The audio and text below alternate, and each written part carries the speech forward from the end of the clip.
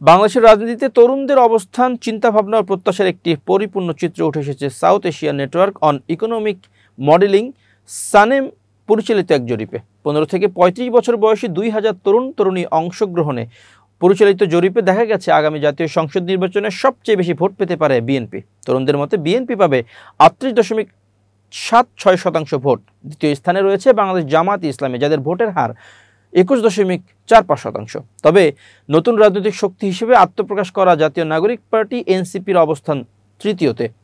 তরুণদের 15.84% তাদের ভোট দিতে পারে বলে মত দিয়েছে।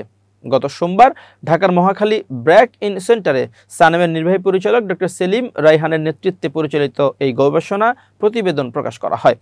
যুব সমাজের পরিবর্তন, চাকরি, শিক্ষা এবং জুলাই আন্দোলনের পর বদলানো রাজনৈতিক দৃশ্যপটে চলার পথ শীর্ষক এই জরিপ তরুণদের রাজনৈতিক অবস্থান ও মানসিকতা বোঝার একটি সময়োপযোগী দলিল হয়ে উঠেছে বলে মত বিশ্লেষকদের।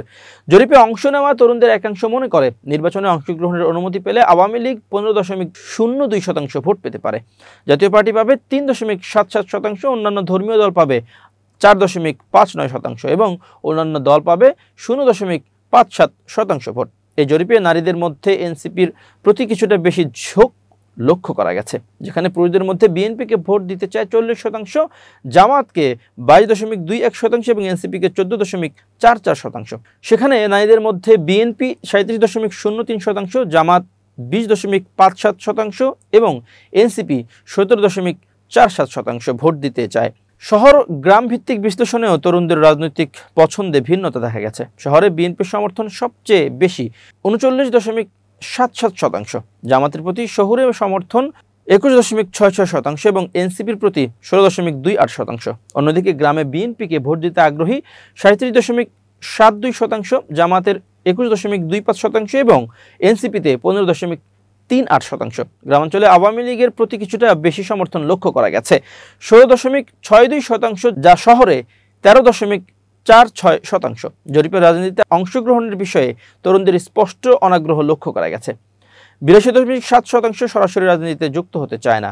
রাজনৈতিক সহিংসতা ও আদর্শের অভাবকে তারা এর প্রধান কারণ হিসেবে উল্লেখ করেছে। মাত্র 3.2% রাজনীতিতে অংশগ্রহণে আগ্রহী। জরিপ অনুযায়ী 58.7% মনে করে রাজনীতিতে সহিংসতা রয়েছে, আর 56.4% মনে করে রাজনীতিতে দুর্নীতি ও আদর্শের ঘাটতি রয়েছে। সামাজিক ও রাজনৈতিক ইস্যু কিভাবে তরুণদের দৈনন্দিন জীবনে প্রভাব ফেলছে সেটি উঠে এসেছে জরিপে। মব জাস্টিস বা গণপিটুনি সম্পর্কে 71.5% তরুণ উদ্বেগ প্রকাশ করেছেন।